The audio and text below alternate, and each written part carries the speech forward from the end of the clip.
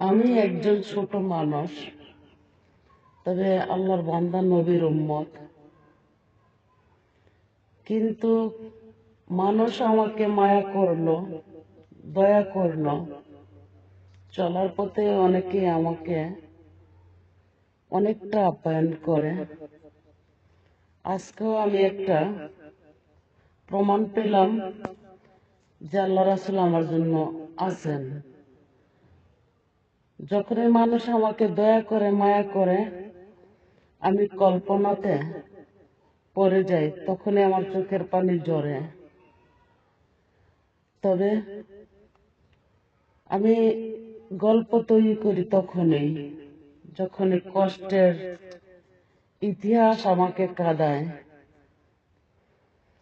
যারা বনের পশু, বনের পাখি, তাদেরও কিন্তু জীবন আছে।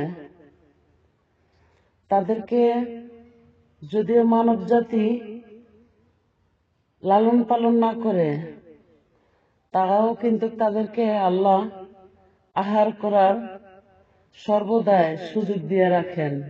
এমনকি দেখেন, হয়তো বাঘ প্রাণী, সিংহ প্রাণী, অজগর, যে ভালুক, বন মানুষ, তারা কিন্তু একটু হিংসুটে। তো সেই হিংসুটে মানুষ গুলা, বনের মানুষগুলা, বাঘ, সিংহ, ভালুক, কুমির, তারা কিন্তু অন্যান্য প্রাণীদেরকে খেয়ে নেয়। তো তারা কিন্তু যেন তাদেরকে না খেতে পারে, বাঁচানোর জন্য আল্লাহ রাসূলকে সবসময় স্মরণ করে। তো একদিন কুমির আর অজগরের বন্ধুত্ব হয়েছে। তো কুমিরে সবসময় সাগরে থাকে, অজগর কিন্তু সাগরে থাকতে পারে না, উপরে থাকে।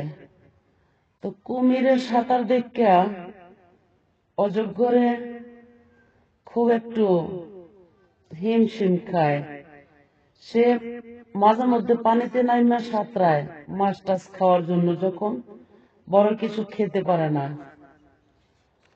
তো কুমিরে হঠাৎ করে একদিন সিদ্ধান্ত নিল, অজগরকে বলল, চলো যাই, পানিতে যাই সাঁতার কাটি, তুমিও মাছ খাবা, আমিও মাছ খাবো। তো অজগরে কিন্তু কুমিরকে গিলা খাওয়াটা কোনো সহজ না। তবে কুমিরের কিন্তু সামনের দাঁতগুলা অনেকটা বড় বড়। তো কুমিরে অজগরে কিন্তু গিলা খেয়ে নিয়েছিল, কিন্তু কুমিরে দাঁতে কামড়ায় পেট থেকে ছুটছে, এই আর কি।